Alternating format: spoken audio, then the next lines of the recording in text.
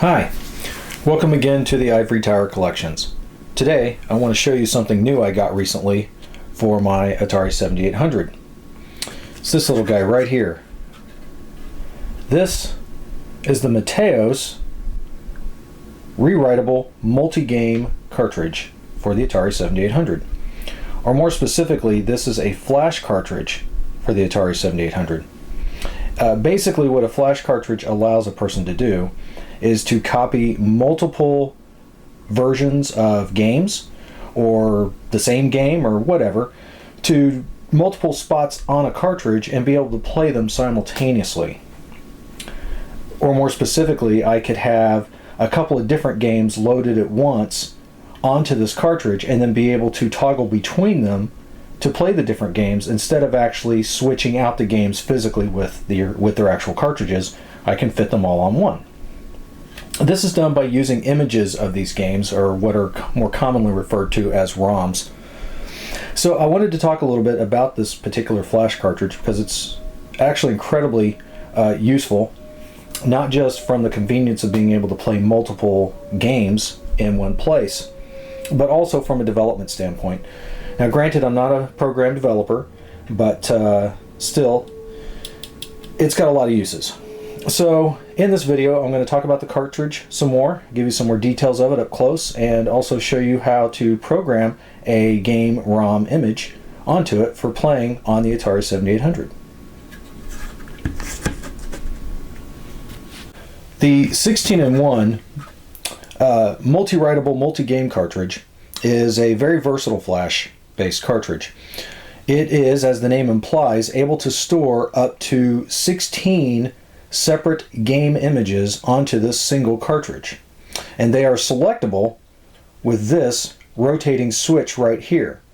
There are 16 different positions on the switch labeled from 0 through F, and you can essentially just start with position 1 and ending with 16 at 0 is actually how this works. Now the cartridge has two modes that are applied to it, and it is selected with this switch here. The switch activates two different storage methods on the cartridge. If it's in the bottom position, then it can store games that are 128K in size or less. In that mode, in the 128K storage mode, you're able to store up to 16 different games onto this one cartridge. If, however, you put it into 144K mode, then this allows you to store games that were in excess of 128 kilobytes, but at the expense of only allowing 8 modes or 8 positions to be used, from 1 to 8 itself. Most of the games that I have on here, quite a few of them are actually in 144K mode, and so that's why it's in that mode currently. But yeah, so let me talk a little bit about how this works. You'll notice that there's a set of cartridge connector pins up here at the top. That is because to get game images loaded onto this requires this secondary device here, which you also have to purchase at the same time you purchase this cartridge if you don't already own one. This is basically it's a burner and cartridge dumper all in one. And the interesting and cool thing about this is Juan Mateos, who developed these, has designed this cartridge burner and dumper to work with a multitude of different flash cartridges that he has available. It obviously works with the 7800 16-in-1, but it also works with some others he has for the Vectrex and for the Odyssey, etc. So the way it works is you connect this device to the flash cartridge, and then in turn you connect a USB cable from here to your computer. When you do that and you attach everything together, the computer will see the entire setup as a rewritable, removable disk, kind of like a USB drive. And it will be empty. It won't show anything on it. It'll just be an empty disk drive. And all you have to do is simply copy and paste the ROM file from your computer, wherever it is stored, onto that removable drive, and it will write it to the cartridge. And I will go through that process to show you how that's done. As far as the cartridge itself, it did not come as you see it. I actually had to modify and cut out this section of a normal ball blazer cartridge in order to fit this flash cartridge inside. The reason for this is because this extra daughter card right here on top sits too high, and if you look real close, if my camera will focus, you will see that the pins from the header connectors, or the interconnects between the card PCB sections here, they stick up too high. Even if you were to cut these down very, very close to the PCB itself, the PCB would still be in the way, and it would not be possible to completely fit this cartridge without, or fit this flash board without modifying the cartridge. But it's a minor thing. And you could obviously use the flash cartridge without an actual cartridge shell around it, but it's much easier to hold and insert in and out of the Atari inside of a shell. I need to draw up a label or something to print on here too, I guess, at some point in time. So another close look at the cartridge. You'll notice that on the daughter card, it has these markings on here. And what this is telling you is it's telling you what the extension of your ROM files need to be, depending on what kind of game they might be. So as an example here, this one says 32K. That means that the cartridge is 32K in size, of course. And well, that was a bad example because I can't read what it said because I've got these pins here. All right, well, let's try this one here. It says Donkey Kong. That says 48K because Donkey Kong is a 48K game, and it shows that Donkey Kong is an example.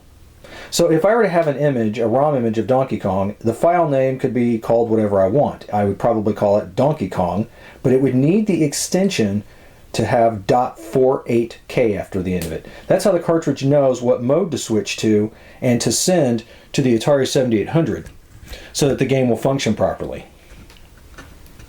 There's lots of different modes depending on which game you use, and there are even some modes that are not documented on this board or publicly. So let me show you how this works and how I get a game loaded on it, and go from there.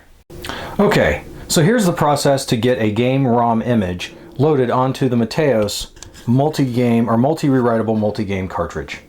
So to begin, I have to have the cartridge, and I need to choose a storage bank or slot that I want to store my particular game ROM image into.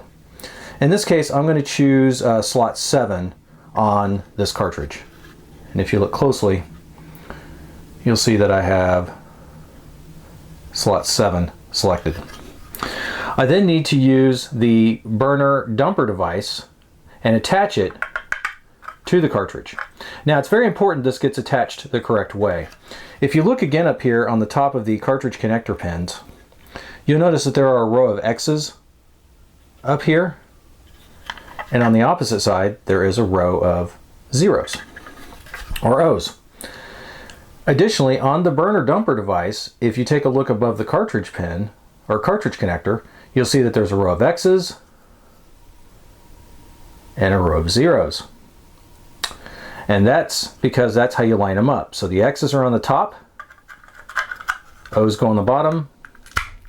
You just plug it on like that. The other thing you need is to attach a USB cable from the burner dumper device to your computer or laptop. So let me get that ready now.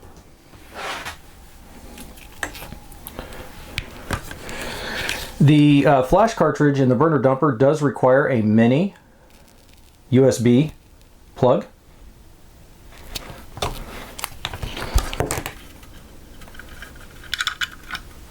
So I'm plugging that in right now. I'm going to set the cartridge down over here, get my cable out of the way, and plug it in to the side just like that.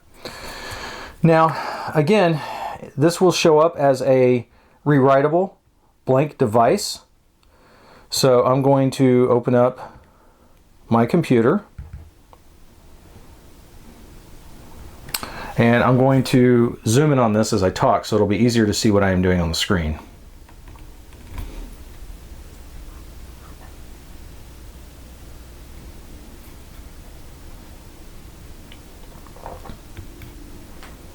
Okay, I apologize, I don't have a professional video capture for this, but I think this will work well enough for our purposes.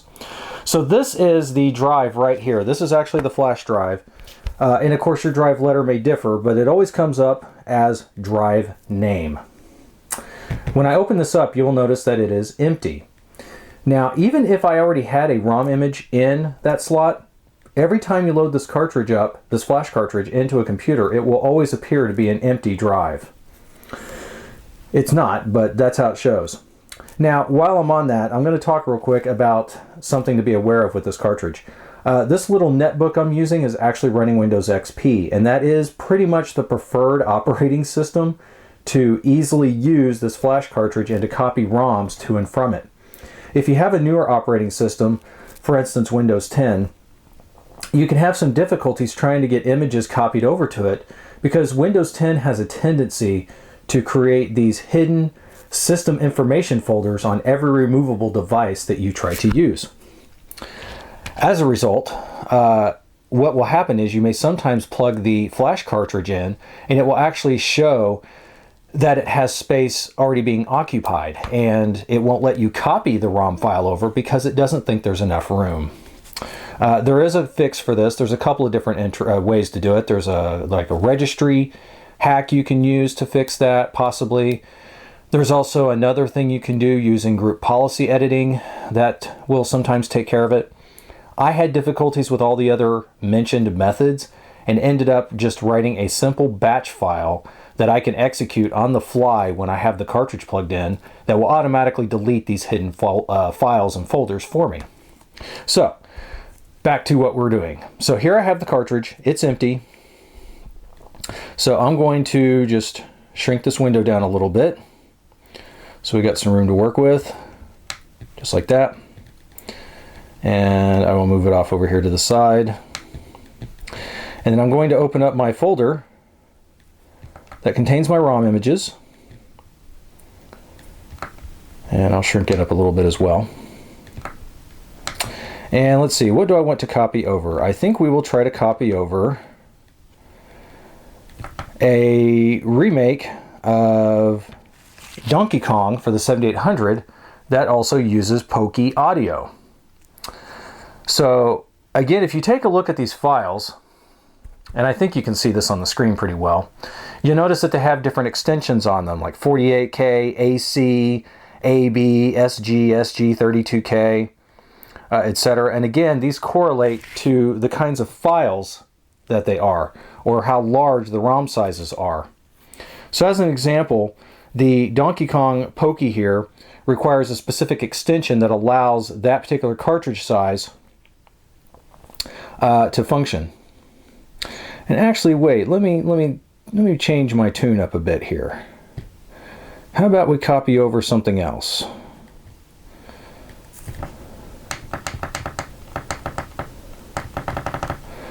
Maybe something a little more challenging. Let's see. How about something like Plutos? Plutos was a prototype game that was developed back in the day when the 7800 was around, but was never completed and officially released. But the ROM image was found several years ago and made to work. So I will copy this over to the flash cartridge and see if it works. So again, all I need to do is find the file I want, make sure it has the right extension I need. I'm going to right click it, I'm going to copy it, and over on the flash cartridge folder directory, I will paste it. And that will copy the file across. Just like that. Now, another thing to mention about these ROM images is that while there's lots of places to get ROM images, which I won't discuss here because of the gray legalities behind that, do note that a majority of the ROM images available on the internet at various places contain additional information in the ROM called header information, and that is used for the various emulators to be able to function and work with the games. It is important to note that this flash cartridge requires you to find ROMs that do not have that extra header information added to them, so you need raw binary ROM files. There is a utility on Mateos' website that you can use to essentially upload ROM images that contain those headers, and it will strip that information out and leave you with a raw binary file that you can use. So that's very handy. And I'll make sure to post links for that information in the comments of the video. Okay, so I have Pluto's prototype, or the Pluto's prototype, copied over here onto the flash cartridge. So I can just close out all my different folders and make sure that I safely remove my device. I know you can't see that, that's kind of off screen, but if you've ever used flash drives, you know what I'm doing. And that's it. Now I can fire it up in the 7800 and we'll test it and see if it works. Now we're ready to test the ROM image. Hi, you can see me in my reflection on my television. I apologize for that. So if it's a scary image, I'm warning you now, but it's a little late for that, I guess. Anyway, we have now copied the Pluto's prototype ROM image over to my Mateos flash cartridge, and we're going to test it and see how it works. Here's the cartridge, and I still have it on slot bank number 7, which is where the game is located. So I'm going to change my camera angle here real quick. To show you, I'm putting it into the 7800.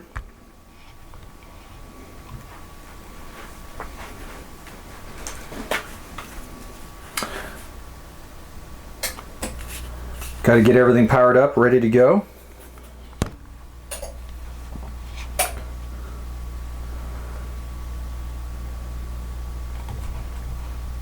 Okay. Switch over. All right. Ready to rock and roll. Powering on. And there we are. Comes right up. I'll be honest, there's no delay in that. It's pretty much instant. It does the usual 7800 rainbow banner, which again is just a that's the encryption check that exists on the North American 7800s. But yeah, as you'll see, it's totally playable. Again, this is a prototype, so it's not a complete game. It doesn't have any music, just sound effects. Pretty decent graphics though for 7800. And it's a shooter, which there weren't any shooters officially really released besides Planet Smashers for the 7800, and I guess Asteroids Deluxe if you count that. But yeah, that's it. Good to go and working.